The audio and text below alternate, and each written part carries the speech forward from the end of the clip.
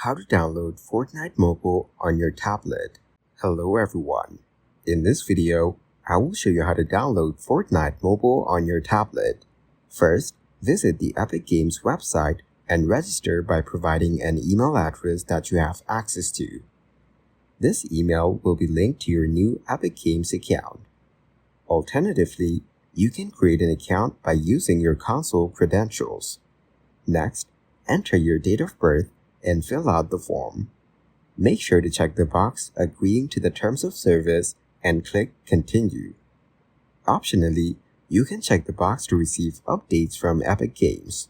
After submitting the form, verify your account by using the security code sent to your email. Once your Epic Games account is created, it's recommended to enable two-factor authentication for additional security.